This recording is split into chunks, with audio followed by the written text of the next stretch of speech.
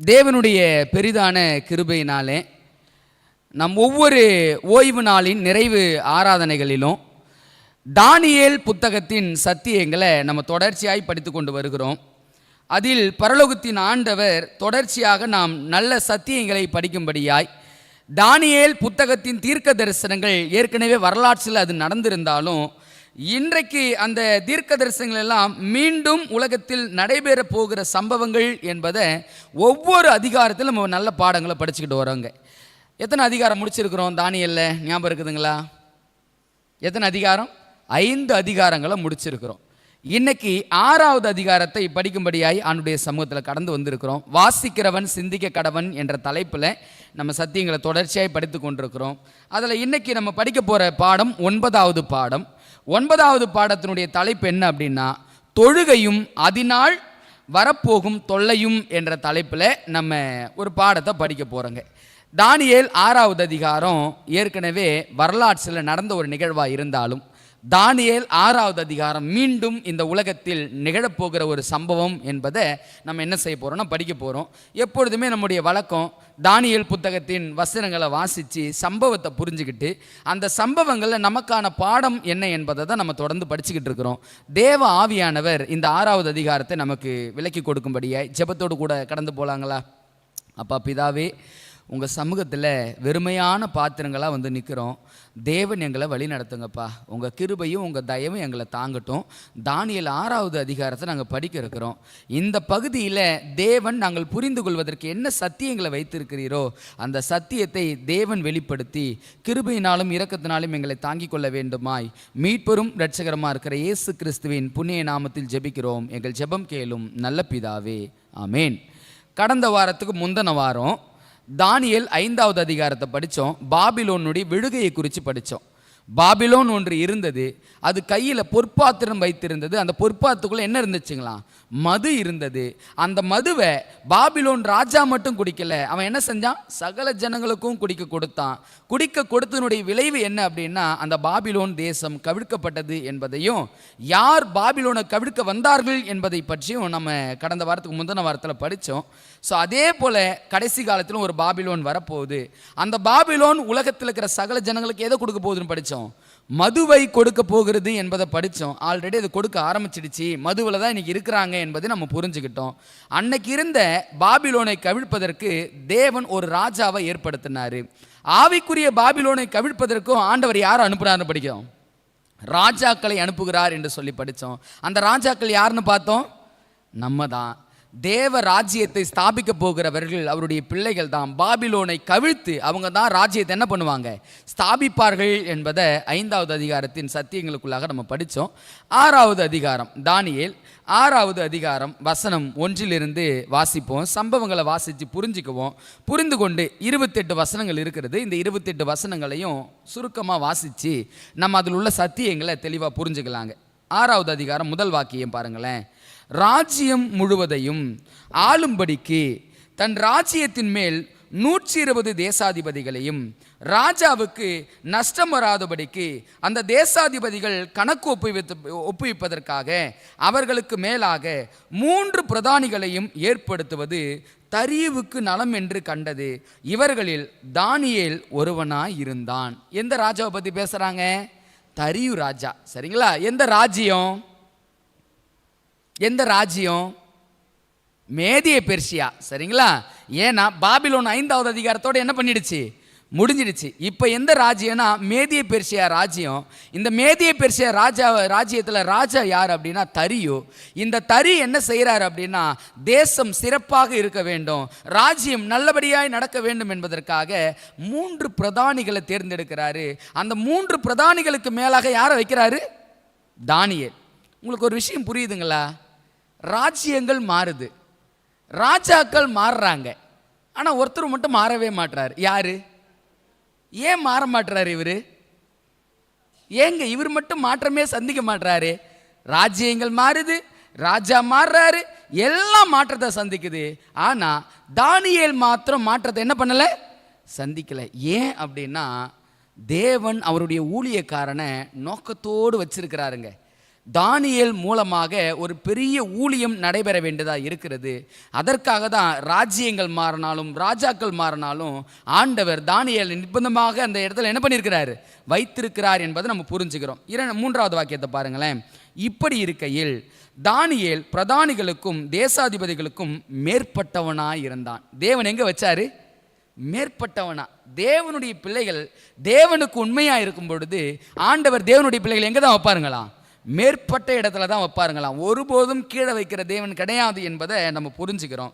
தானியேலுக்குள் விசேஷித்த ஆவி இருந்தமையால் அவனை ராஜ்யம் முழுமைக்கும் அதிகாரியாக ஏற்படுத்த ராஜா நினைத்தான். பாபிலோன் தேசம் இருக்கும் பொழுதும் அவர்களும் சாட்சி கொடுத்தாங்க, இந்த மனுஷனுக்குள்ள உண்மையாகவே தேவனுடைய ஆவி இருக்கிறது என்பது அவங்களும் சாட்சி கொடுத்தாங்க. அந்த விஷயத்தை இப்போ யாரும் புரிஞ்சுக்கிட்டது? தரியும் புரிஞ்சுக்கிட்டார். அப்போ யோசித்து பாருங்களேன், தேவனுடைய பிள்ளைகள் ராஜ்யங்கள் மாறினாலும் ராஜாக்கள் மாறினாலும் அவங்களுடைய சாட்சியான வாழ்க்கை ஒருபோதும் மாறுவதே இல்லை. அந்த சாட்சி ஒவ்வொரு முறையும் வெளிப்படுத்தப்பட்டு கொண்டிருக்கிறது என்பதை நம்ம தெளிவாக பார்க்க முடியுதுங்க. வசனம் பாருங்களேன், 4வது வசனம். அப்பொழுது பிரதானிகளும் தேசாதிபதிகளும் ராஜ்யத்தின் விசாரிப்பிலே தானியேலை குற்றப்படுத்தும்படி முகாந்தாரம் தேடினார்கள். ஏங்க இங்கே ராஜ்யத்தில் இருக்கிற அந்த பிரதானிகளும் என்ன செய்கிறாங்களாம்? பிரதானிகளும் தேசாதிபதிகளும் ராஜ்யத்தின் விசாரிப்புக்காரர்களும் ஒரு திட்டம் போடுறாங்க. என்ன திட்டம் போடுறாங்க? தானியேலை எப்படியாவது ஏன் குற்றம் கண்டுபிடிக்கணும்? ஏங்க பார்க்குறான், ராஜ்யம் மாறுது, ராஜா மாறுறான், எல்லாம் மாற்றத்தை சந்திக்கிறாங்க.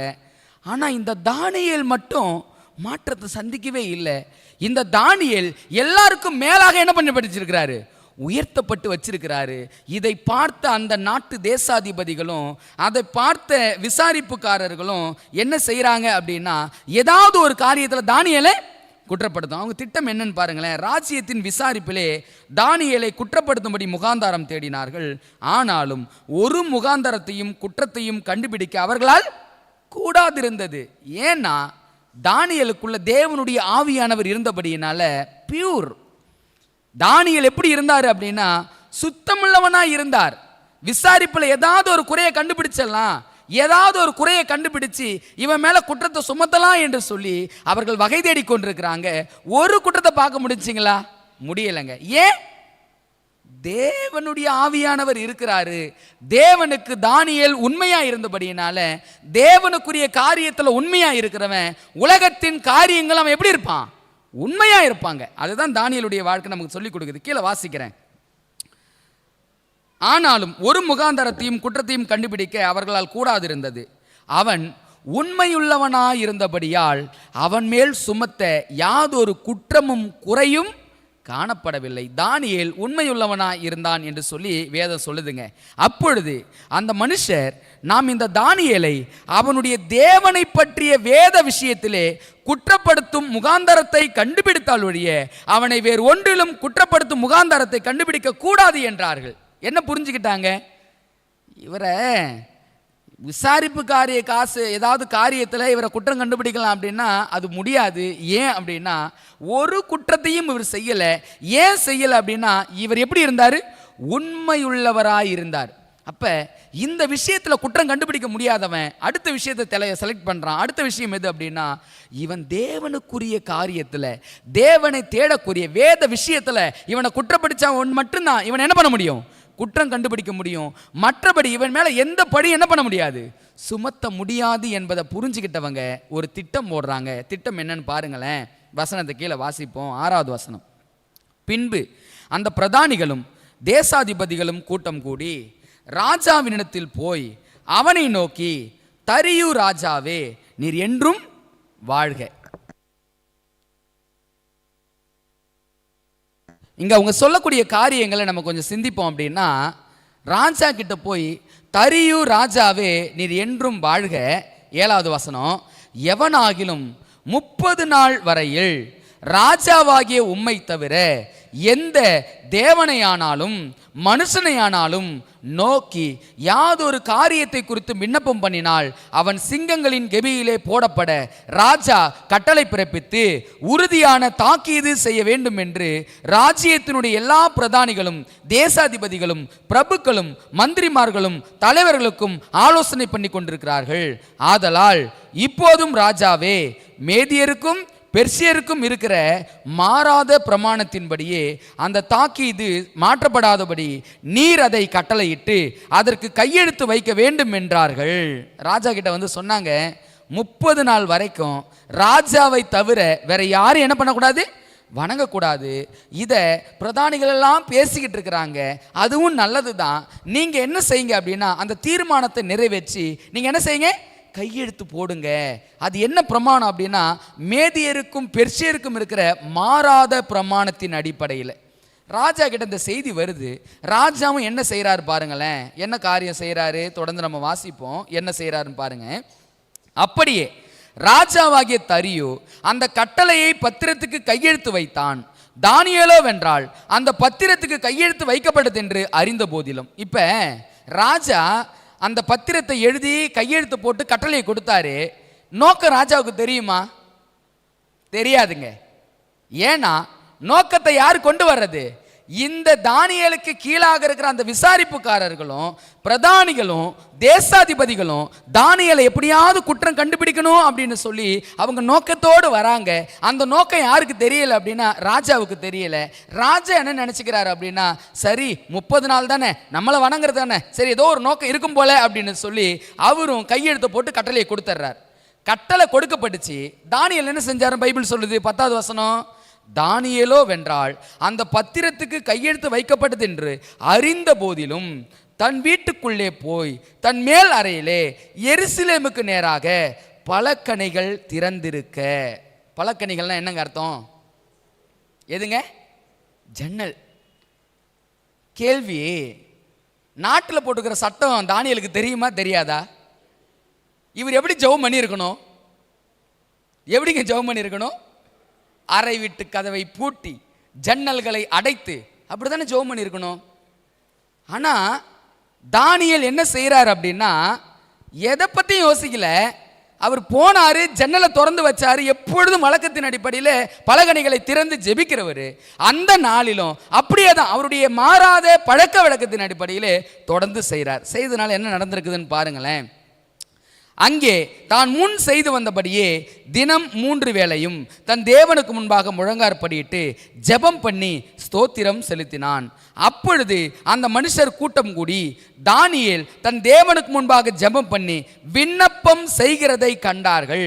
பின்பு அவர்கள் ராஜாவுக்கு முன்பாக வந்து ராஜாவின் தாக்கீதை குறித்து எந்த மனுஷனாகிலும் 30 நாள் வரையில் ராஜாவாகிய உம்மை தவிர எந்த தேவனையானாலும் மனுஷனையானாலும் நோக்கி யாதொரு காரியத்தை குறித்து விண்ணப்பம் பண்ணினால் அவன் சிங்கங்களின் கெபியிலே போடப்பட வேண்டும் என்று நீர் கட்டளை பத்திரத்தில் கையெழுத்து வைத்தீர் அல்லவா என்றார்கள். அதற்கு ராஜா, அந்த காரியம் மேதியருக்கும் பெர்சியருக்கும் இருக்கிற மாறாத பிரமாணத்தின்படி உறுதியாக்கப்பட்டதே என்றான். அப்பொழுது அவர்கள் ராஜாவை நோக்கி, சிறை பிடிக்கப்பட்ட யூதயா தேசத்தின் புத்திரரில் தானியேல் என்பவன் உம்மையும் நீர் கையெழுத்து வைத்து கொடுத்த கட்டளையும் மதியாமல் தினம் 3 வேளையும் தான் பண்ணும் விண்ணப்பத்தை பண்ணுகிறான் என்றார்கள். ராஜா கிட்ட வந்து என்ன பண்ணிட்டாங்க? தகவலை சொல்லிட்டாங்க. இப்போ தகவலை சொல்லிட்டாங்க. தகவலை சொன்ன மாத்திரத்தில் ராஜா என்ன செய்கிறாருன்னு பாருங்களேன். ராஜா இந்த வார்த்தைகளை கேட்டபோது தன்னில் மிகவும் சஞ்சலப்பட்டு தானியேலை காப்பாற்றும்படிக்கு அவன் பேரில் தன் மனதை வைத்து அவனை தப்புவிக்கிறதற்காக சூரியன் அஸ்தமிக்கு மட்டும் பிரயாசப்பட்டு கொண்டிருந்தான். ஆக்சுவலி ராஜா அங்கே என்னங்க செய்திருக்கணும்? தவறு செஞ்சானா அவனுக்கு தண்டனை என்ன பண்ணலாம், கொடுத்துடலாம் அப்படின்னு சொல்லி தண்டனை தானே கொடுத்துருக்கணும். ஆனால் வேதாகம வசனம் சொல்லுது, இந்த வார்த்தைகளை ராஜா கேட்டபோது தன்னில் மிகவும் சஞ்சலப்பட்டு. ஏன் சஞ்சலப்பட்டாரு? ஏங்க, ஏன்னா தானியேல் தரிவுக்கு ஒரு குட் ஃப்ரெண்டுங்க, ஒரு நல்ல நண்பர். ஆலோசனை வழங்குவதிலும் ராஜ்யத்தை நடத்துகிற காரியத்திலையும் இந்த ராஜாவுக்கு சரியான ஆலோசனைகளையும் நல் வழிகாட்டுகளையும் கொடுக்கிற ஒரு நல்ல நண்பர் யார் அப்படின்னா தானியேல். இப்ப அந்த நல்ல நண்பன் ஒரு பிரச்சனையில சிக்கிட்டாரு. பிரச்சனை என்ன அப்படின்னா, மேதிய பெர்சிய மாறாத பிரமாணத்தின் அடிப்படையில் கையெழுத்து வைக்கப்பட்டாயிடுச்சு. 30 நாள் வரைக்கும் யாரும் ராஜாவை தவிர வேற யாரும் என்ன பண்ணக்கூடாது, வணங்கக்கூடாது. ஆனா ராஜா மனசுல ஒரு ஆசை என்னங்க, எப்படியாவது இவனை தப்பி வைக்க முடியுங்களா? தப்பி வைக்க முடியுமா? முடியாதுங்க. ஏன்னா மேதிய பெர்சிய மாறாத பிரமாணத்தின் அடிப்படையில் ஒரு கட்டளைக்கு கையெழுத்து வச்சுட்டாங்க அப்படின்னா அதை ஒருபோதும் யாராலும் என்ன பண்ண முடியாது, மாற்ற முடியாது. இப்போ ராஜா மனசு ரொம்ப கஷ்டப்படுது. ஐயோ, தானியேலுக்கு இப்படி ஒரு சூழ்நிலையா, தெரியாம போயிடுச்சு. இவங்க வெறுமையா வணக்கம் செலுத்துறவனுக்கு தண்டனை தானே சொன்னாங்க, ஆனா இதில் உள்ள சூழ்ச்சியை நான் என்ன பண்ணல, புரிஞ்சுக்கலையே அப்படின்னு சொல்லி ராஜா என்ன செய்கிறார் பாருங்களேன். 15வது வசனம். அப்பொழுது அந்த மனுஷர் ராஜாவினிடத்தில் கூட்டமாய் வந்து, ராஜா கட்டளையிட்ட எந்த தாக்கீதும் கட்டளையும் மாற்றப்படக்கூடாது என்பது மேதியருக்கும் பெர்சியருக்கும் பிரமாணமாய் இருக்கிறது என்று அறிவீரா என்றார்கள். அப்பொழுது ராஜா கட்டளையிட்ட அவர்கள் தானியேலை கொண்டு வந்து அவனை சிங்கங்களின் கெபியிலே போட்டார்கள். ராஜா தானியேலை நோக்கி, நீ இடைவிடாமல் ஆராதிக்கிற உன் தேவன் உன்னை தப்பிவிப்பார் என்றான். யாருங்க சாட்சி கொடுக்கிறது? யாருக்கு யார் சாட்சி கொடுக்கிறது? இந்த வார்த்தை யார் சொல்லியிருக்கணும்? தானியேல் தானே சொல்லியிருக்கணும். நீ யோசித்து பாருங்களேன். பலகணிகளை திறந்து வைக்கிறாரு, பயம் இல்லை. ஏன் பயம் இல்லை அப்படின்னா, தானியேல் அவருடைய 3 நண்பர்களை போல இல்லை. தப்பு வித்தாலும் சரி, தப்பு வைக்காம போனாலும் சரி, அப்படி கிடையாதுங்க. தானியேல் அவன் தெய்வத்தை முழுமையாய் அறிந்தவன். அவன் தெய்வம் யார் என்பதை தானியேல் தெளிவா புரிஞ்சிருந்தான். அதனால தான் தானியேல் எதை குறிச்சும் பயப்படல. சிங்கங்கபில போடுறியா போடு. ஒருவேளை அந்த இடத்துல நம்மளா இருந்தா, ராஜா நமக்கு குட் ஃப்ரெண்டா இருந்தா என்ன பண்ணுவோம்? என்னங்க பண்ணுவோம்? ராஜா கொஞ்சம் சிபாரிசு ஏதாவது ஒன்று பண்ணி என்ன பண்ணிடுங்க, காப்பாத்திருங்க, அப்படிதானே செய்வோம். தானியேல் அப்படி ஒரு காரியத்தையும் செய்யல. சிங்கங்கபில போடுறியா, நீ போடு, என்ன நடக்குதுன்னு பாருங்களேன். நீ இடைவிடாமல் ஆராதிக்கிற உன் தேவன் உன்னை தப்புவிக்க வல்லவராய் இருக்கிறார், தப்பிப்பார் என்று சொல்லி இங்க ராஜா தானியேலுக்கு சாட்சி கொடுத்துட்டு போறாரு. அப்ப யோசித்து பாருங்க, இந்த ராஜா தானியேலின் தெய்வத்தை எந்த அளவுக்கு அறிஞ்சவரா இருக்கிறார். தானியேல் மூலமா அந்த ராஜா தெய்வத்தை எப்படி புரிஞ்சவரா இருந்தபடினால யாருக்கு யாரு ஆறுதல் சொல்லிட்டு போறது? ராஜா தானியேலுக்கு ஆறுதல் சொல்லிட்டு போறார். ஆறுதலுக்கு அசரி ஆளான ஆளு கீழே வாசிப்போம் வாங்கல, என்ன நடக்குது பாருங்க. ஒரு கல் கெபியினுடைய வாசலின் மேல் கொண்டு வந்து வைக்கப்பட்டது. தானியேலை பற்றிய தீர்மானம் மாற்றாதபடிக்கு ராஜா தன் மோதிரத்தினாலும் தன் பிரபுக்களின் மோதிரத்தினாலும் அதன் மேல் முத்திரை போட்டான். யார் முத்திரை போட்டது? எப்படி முத்திரை போட்டாரு? ஒரு பக்கம் சஞ்சலம் தான், எப்படியாவது காப்பாற்றணும் எண்ணம் தான். ஆனா ராஜா கல்லை வச்சாங்க.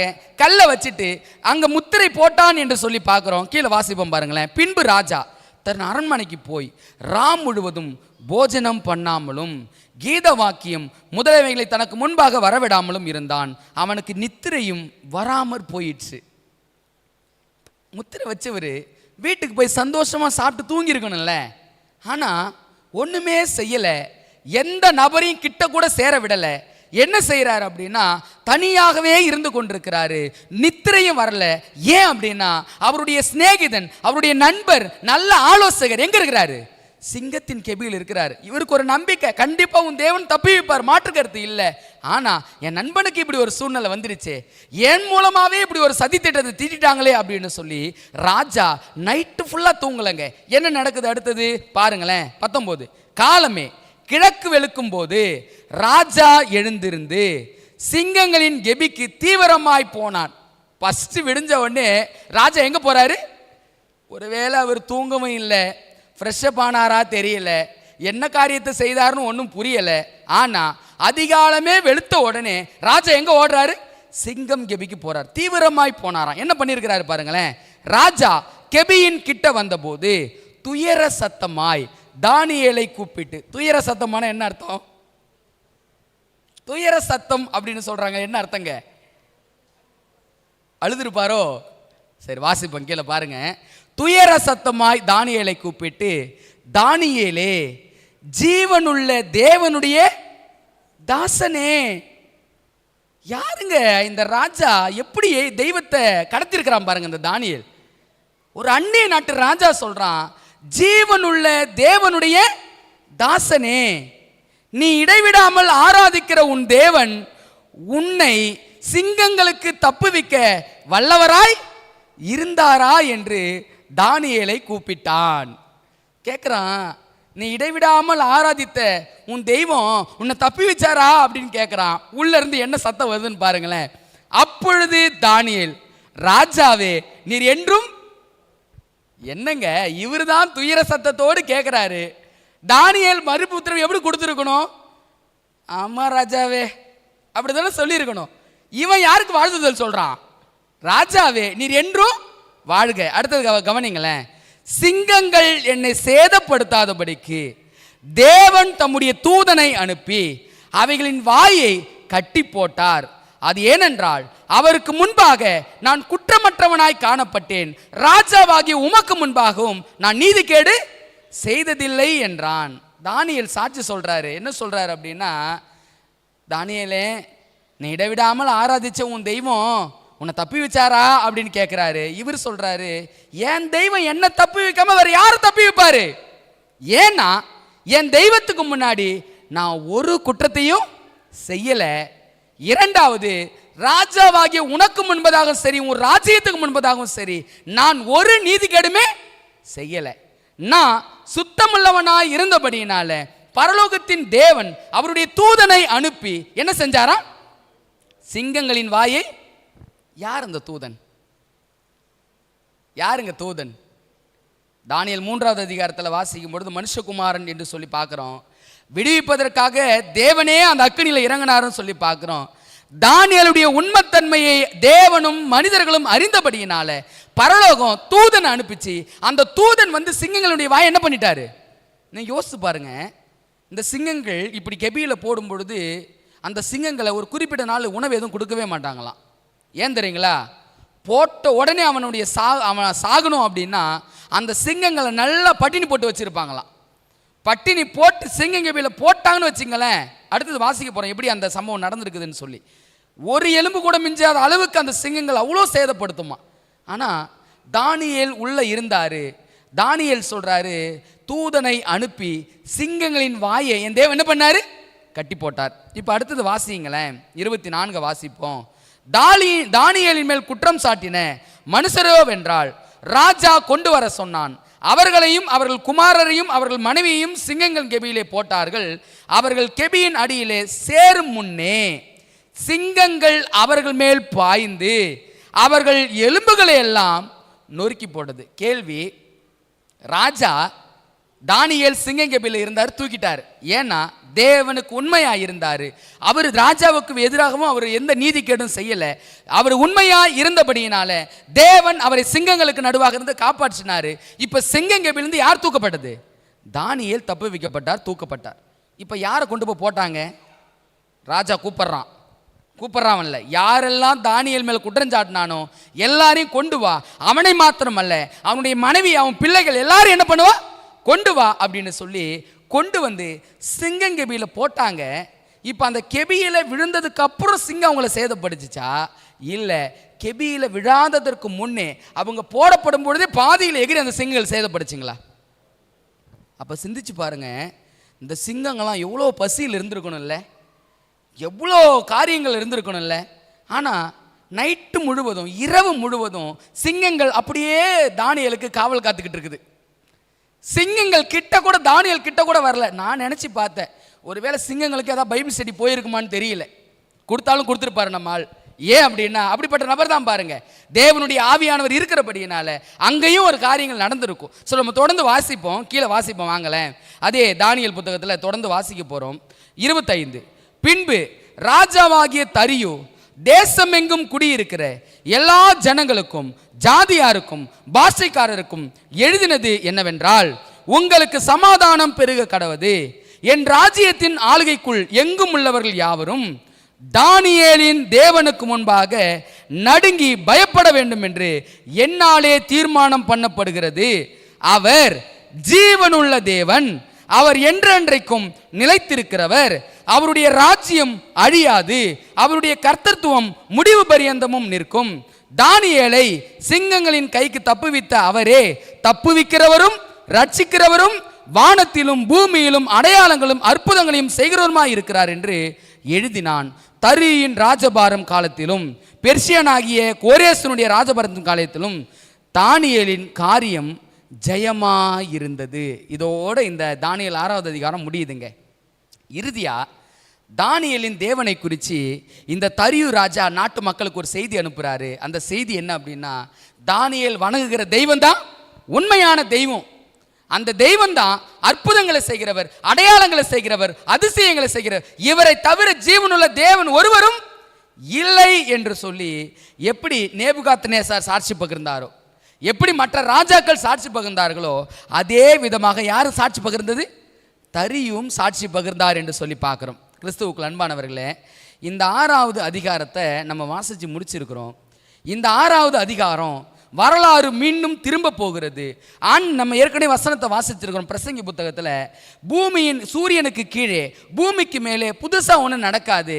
வரலாற்றில் என்ன நடந்ததோ அதுதான் மீண்டும் நடக்க போகிறது அப்படின்னா, தானியேல் 6வது அதிகாரம் எப்படி 5வது அதிகாரம் நடந்துச்சோ நடக்க போகிறதோ, அதே போல இந்த தானியேல் 6வது அதிகாரமும் வரலாற்றில் நடக்குமா? நம்முடைய காலத்தில் நடக்குமா? என்னங்க நினைக்கிறீங்க? நடக்குமா? ஃபர்ஸ்ட் விஷயம், ராஜாவை வணங்கக்கூடிய சட்டம் பிறப்பிக்கப்படுமா? என்ன நினைக்கிறீங்க? பைபிள் அதை பற்றி பேசுமா? வாசிக்கலாங்களா? வாங்க. வெளிப்படுத்தின விசேஷம் 13வது அதிகாரம். வெளிப்படுத்தின விசேஷம் 13வது அதிகாரம். இந்த 13வது அதிகாரத்தில் வசனம் 15 யாராவது ஒருத்தவங்க சத்தமாக வாசிங்களேன். மேலும் அம்மிருகத்தின் சொரூபம் பேசத்தக்கதாகவும் மிருகத்தின் சொரூபத்தை வணங்காத யாவரையும் கொலை செய்யத்தக்கதாகவும் மிருகத்தின் சொரூபத்திற்கு ஆவியை கொடுக்கும்படி அதற்கு சத்துவம் கொடுக்கப்பட்டது. இதனுடைய மையத்துவமான காரியம் வசனம் அதே அதிகாரத்தில் 3-4 நான் வாசிக்கிறேன், கொஞ்சம் கவனமாக கவனிங்க. அதன் தலைகள் ஒன்று சாவுக்கேதுவாய் காயப்பட்டிருக்க கண்டேன், ஆனாலும் சாவுக்கேதுவான அந்த காயம் சொஸ்தமாக்கப்பட்டது. பூமியில் உள்ள யாவரும் ஆச்சரியத்தோடே அந்த மிருகத்தை பின்பற்றி, அந்த மிருகம் யாருன்னு நமக்கு நல்லாவே தெரியும். யாருங்க அந்த மிருகம்? மிருகம் என்பது தானியேல் 7வது அதிகாரத்தின் அடிப்படையில் ராஜ்யம், ராஜா. வசந்த வாசிக்கலாங்களா? மிருகம் என்பது யாரை குறிக்கும்? தானியேல் 7வது அதிகாரம். தானியேல் 7வது அதிகாரம் 7வது அதிகாரத்தில் வசனம் 17 பாருங்களேன். அந்த 4 பெரிய மிருகங்களும் பூமியிலிருந்து எழும்புகிற 4 ராஜாக்களாம். அப்ப இந்த மிருகம் யாரு? ஒரு ராஜா. எந்த ராஜா? எந்த ராஜா? ராஜா ஒருத்தர் வரப்போறாராம், அவரை தான் வணங்கணுமா, அவர் வணங்க வைப்பதான் சட்டமா. அதே 13வது அதிகாரத்தில் வசனம் 4 நான் வாசிக்கிறேன், கொஞ்சம் கவனமாக கவனிங்க. 3 பிற்பகுதியை வாசிச்சுட்டு, பூமியில் உள்ள யாவரும் ஆச்சரியத்தோடே அந்த மிருகத்தை பின்பற்றி அந்த மிருகத்திற்கு அப்படிப்பட்ட அதிகாரம் கொடுத்த வலு சர்பத்தை வணங்கினார்கள். அல்லாமலும் மிருகத்துக்கு ஒப்பானவன் யார், அதனோட யுத்தம் பண்ணத்தக்கவன் யார் என்று சொல்லி மிருகத்தையும் வணங்கினார்கள். இப்போ கேள்வி, தானியேல் காலத்தில், அங்கே தரியுன் காலத்தில் ராஜாவை வணங்கக்கூடிய ஒரு காரியம் வந்துச்சு அப்படின்னு சொல்லி பார்க்குறோம். அதே போல இந்த முடிவு காலத்திலையும் ராஜாவை வணங்கக்கூடிய ஒரு சட்டம் வருமா? இந்த சட்டம் அரசியல் சட்டமா ஆன்மீக சட்டமா? ஆன்மீக சட்டம். அங்கே ராஜாவை தவிர வேற யாரையும் வணங்கக்கூடாதுன்னு சொல்லி எப்படி ஆன்மீக சட்டம் பிறந்ததோ அதே போல இந்த முடிவு காலத்திலையும் ஒரு ஆன்மீக சட்டம் வரப்போகுது. அந்த ஆன்மீக சட்டம் எது அப்படின்னா, மிருகத்தை தவிர வேற யாரையும் என்ன பண்ணக்கூடாது? வணங்கக்கூடாது. அதை இன்னும் நம்ம தொடர்ந்து வாசிப்போம் அப்படின்னா, வசனம் 11 பாருங்க. 13வது அதிகாரம் வசனம் 11 வாசிப்போம். பின்பு வேறொரு மிருகம் பூமியிலிருந்து எழும்ப கண்டேன். அது ஒரு ஆட்டுக்குட்டிக்கு ஒப்பாக 2 கொம்புகளை உடையதாக இருந்தது. வலு சர்பத்தை போல் பேசியது. அது முந்தின மிருகத்தின் அதிகாரம் முழுவதையும் அதன் முன்பாக நடப்பித்து சாவுக்கேதுவான காயம் ஆற சொஸ்தம் அடைந்த முந்தின மிருகத்தை பூமியும் அதன் குடிகளும் வணங்கும்படி செய்தது. நான் முடிச்சிடுறேன். மிருகம் யாருன்னு சொல்லுங்க, ராஜா யாருன்னு சொல்லுங்க. யாருங்க கடைசி காலத்தில் வெளிப்பட போற ராஜா? யாருங்க? ஒன்றும் சொல்ல மாட்டீங்களே. யாரு? சந்தேகமா இருக்குதுங்களா? அதே வெளிப்படுத்தின விசேஷம் 17வது அதிகாரத்தில் பாருங்க, 17வது அதிகாரம் முழுவதும் அந்த ராஜாவை பற்றி தான் பேசுது. அந்த ராஜாவை பார்ட் பை பார்ட்டாக பிரித்து வைக்குது வேதாகமும். யார் அந்த ராஜா அப்படின்னு சொல்லி, யார் தெரியுங்களா? உலகத்தை ஆளப்போகிற கடைசி வல்லரசு நமக்கு எல்லாருக்குமே தெரியும், போப்பு மார்க்கம். ராஜா யார் அப்படின்னா போப்பு தான்.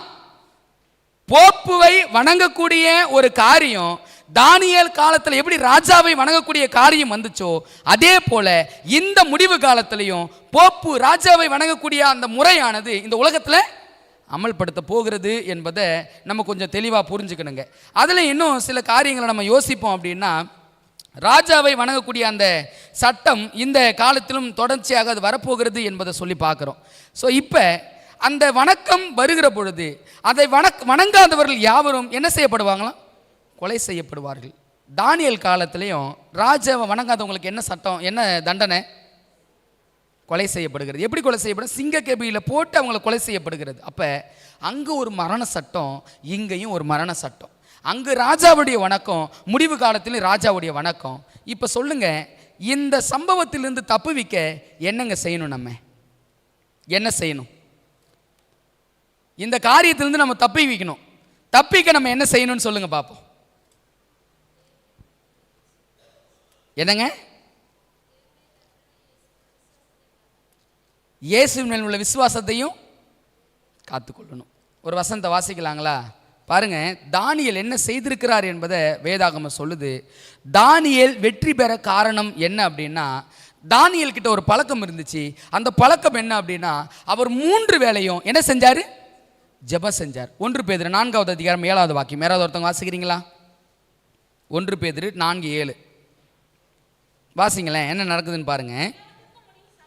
எல்லாவற்றுக்கும் முடிவு சமீபமாயிற்று, ஆகையால் தெளிந்த புத்தி உள்ளவர்களாயிருந்து ஜெபம் பண்ணுவதற்கு ஜாக்கிரதை உள்ளவர்களாயிருங்கள். தானியேல் ஜெபம் பண்ணுவதற்கு ரொம்ப ஜாக்கிரதை உள்ளவராக இருந்தார். ஜெபம் எதை கொண்டு வரும் அப்படின்னா, பரிசுத்த ஆவியானவரை பெற்றுக்கொள்கிற காரியத்தை கொண்டு வரும். பரிசுத்த ஆவியானவர் தானியேலுக்குள்ள இருந்தபடியினால அந்த அழிவிலிருந்து தப்பிப்பதற்கு தேவனுக்கு முன்பாகவும் சக மனுஷனுக்கு முன்பாகவும் தானியேல் என்ன செய்யலையா? நீதிகேடு செய்யல. நீதிகேடு செய்யாதவனா இருந்தபடியினால பரலோகம் தானியேலை காப்பாத்தினது. தானியேல் வெற்றி பெறுவதற்கு முதல் காரணம் ஜெபம் என்பதை நம்ம புரிஞ்சுக்கணுங்க. இரண்டாவது, தானியேல் வெற்றி பெறுவதற்கு இரண்டாவது காரியம், நான் இப்போ முன்னாடி சொன்னது போல, தானியேல் தேவனுக்கு முன்பாக எப்படி இருந்தார்? குற்றம் மற்றவராக இருந்தார். இன்னைக்கு சிந்திச்சு பாருங்க, நாம் ஒருவேளை தேவனுக்கு முன்பாக குற்றமுள்ளவர்களாக இருப்போம் அப்படின்னா நிற்க முடியுமா? முடிவு காலத்தில் நிற்க முடியாதுங்க. சரி, தேவனுக்கு முன்பாக குற்றமற்றவனா இருந்தார், சக மனிதன் மத்தியில் எப்படி இருந்தார்? ஒரு பொல்லாப்பு செய்யலைங்களாம், ஒரு மனுஷனுக்கு வீண்கேடு செய்யலைங்களாம், ஒரு மனுஷனுக்கு வஞ்சனையின் காரியங்கள் வைத்தல் இல்லைங்களாம். ராஜாவுக்கு முன்பாக ஒரு நீதிகேடும் செய்ததில்லை அப்படின்னா, ராஜாவா இருக்கட்டும், ராஜ்யமா இருக்கட்டும், ஜனங்களா இருக்கட்டும், யாருக்கு முன்பதாகவும் தானியேல் குற்றமற்றவனாக இருந்தபடியினால தானியேல் சிங்கத்தின் கெபியிலிருந்து என்ன பண்ணப்பட்டார்? காப்பாற்றப்பட்டார் என்று சொல்லி வேதாகமத்தை நம்ம வாசித்து புரிந்து கொள்ள முடியுதுங்க. அன்பானவர்களே, நீங்க யோசித்து பாருங்க, தானியேல் ஜெப வாழ்க்கையில் உறுதி உள்ளவராக இருந்தார். இன்னைக்கு நம்ம ஜெப வாழ்க்கை எப்படியா இருக்கிறது? எதற்காக தானியேல் 3 வேளை ஜெபிச்சிருப்பார் நினைக்கிறீங்க நீங்க? ஏன்னா அவருக்கு ஒரு ஊழிய திட்டத்தை தேவன் கொடுத்திருந்தாரு. அந்த ஊழியத்தை மாற்றுவதற்கு சாத்தான் ராஜ்யங்களை மாத்திரான், ராஜாவை மாத்திரான், எத்தனையோ சதி திட்டங்களை தீட்டினான். ஆனா தானியேல் அசைந்தாரா அப்படின்னா அசையலை. ஏன் அப்படின்னா அவருடைய ஊழியம் என்ன என்பதை தானியேல் தெளிவாக புரிந்தபடியினால ஜெபத்தில் தரித்திருந்து அவர் எதற்காக ஜெபித்தார் அப்படின்னா, தேவனே, எந்த நோக்கத்திற்காக என்னை இந்த ராஜ்யத்தில் நீங்க வைத்திருக்கிறீங்களோ அந்த நோக்கம் என்னால் நிறைவேறப்படட்டும் ஆண்டவரே. அவருடைய ஜெபம் ஊழியத்துக்காக மட்டும்தான் இருந்துச்சு. இன்னைக்கு நம்மளுடைய ஜெபங்கள்லாம் எதுக்காக இருக்குது? சிந்திச்சு பாருங்களேன். அன்பானவர்களே, இந்த ராஜாவின் வணக்கம் வருவதற்கு வெகு தொலைவு அல்ல, மிக சமீபம், மிக சமீபத்தில் வாழ்ந்து கொண்டிருக்கிறோம். இந்த காலத்தில் ஜெப வாழ்க்கையை நம்ம உறுதிப்படுத்தாம ஒருவேளை வாழ்ந்து கொண்டிருப்போம் அப்படின்னா, இந்த காலங்களில் தேவனுக்கு முன்பாக குற்றமுள்ளவர்களாய் வாழ்ந்து கொடுப்போம் அப்படின்னா, இந்த காலத்தில் சக மனிதனுக்கு நீதிகேடு செய்யக்கூடிய ஒரு வாழ்க்கை முறையில் வாழ்ந்து கொண்டிருப்போம் அப்படின்னா, நீங்களும் நானும் ஆண்டவருடைய பாதுகாப்புக்குள்ள ஒருபோதும் போக முடியாதுங்க. தானியேல் 6வது அதிகாரம் நமக்கு சொல்லிக் கொடுக்கக்கூடிய பாடம் என்ன அப்படின்னா, நம்முடைய ஜெப வாழ்க்கை ஸ்திரமாக இருந்தால் நாம் வெற்றி பெறுவோம். தேவனுக்கு முன்பாகவும் சக மனிதனுக்கு முன்பதாகவும் குற்றமற்றவனாயும் நீதிகேடு செய்யாதவனுமா இருந்தோம் அப்படின்னா பரலோகத்தின் பரிசுத்த ஆவியான நமக்குள்ள கொடுக்கப்படுவார். நாம் குற்றமற்றவர்களாய் காணப்படுவோம். 1 தெசலோனிக்கேயர் புத்தகத்தில் வாசிக்கிறோம், தேவனுடைய வருகையின் போது 3 விஷயத்தில் குற்றம் இருக்கக்கூடாதுங்களா. எதுல தெரியுங்களா? வசந்த வாசித்திருக்கிறீங்களா? ஆவி, ஆத்மா, சரீரம் 3ம் குற்றமற்றதாய் காக்கப்படுவதாக. இந்த 3த்துலயும் குற்றம் வந்துடுச்சு அப்படின்னா எங்க பிரவேசிக்க முடியாது? ராஜ்யத்துக்குள்ள பிரவேசிக்க முடியாது. நீங்க சிந்திச்சு பாருங்க, ஜெப நேரம் எவ்வளவு இருக்குது. வேலை அவசியம்தாங்க, ஆனா ஜெபம் நம்முடைய வாழ்க்கையில எவ்வளவு நேரம் இருக்கிறது? ஜெபந்தான் ஜெயத்தை கொடுத்தது தானியேலுக்கு அப்படின்னா நமக்கும் ஜெயத்தை கொடுக்க போகுது எதுனா ஜெபந்தான். ஆனா அந்த ஜெபத்திற்கு என்னுடைய வாழ்க்கையில் நான் எவ்வளவு நேரம் கொடுக்கிறேன் என்பதை சிந்திச்சு பார்க்கணும். இரண்டாவது, தேவனுக்கு முன்பாக நான் குற்றமற்றவனா இருக்கிறேனா? தேவன் என்னை குற்றப்படுத்துகிற வாழ்க்கை முறை என்கிட்ட இருக்குதா? சக மனிதனுக்கு நான் நீதிகேடு செய்யக்கூடிய வாழ்க்கை முறை என்கிட்ட இருக்குதா? இதையெல்லாம் அகற்றணும் அப்படின்னா நிச்சயமாய் பரலோகத்தின் ஆண்டவர் தானியேலை ஆசீர்வதித்து தானியேலை ராஜ்யங்களுக்கு முழுவதுமாக தானியேலை வைத்து தேவன் மகிமைப்பட்டது போல இந்த முடிவு காலத்திலையும் உங்களையும் என்னையும் வைத்து தேவன் மகிமைப்பட வேண்டும் என்று அவர் ஆசிக்கிறார். ஆண்டவருடைய மனபாரத்தை புரிந்து கொள்வோம். கர்த்தர் இயேசுவுக்குள்ளாக நாம் பிழைத்திருப்போம். தேவன் தாமே நம் அனைவரையும் ஆசீர்வதிப்பாராக. ஆமென். நாம் யாவரும்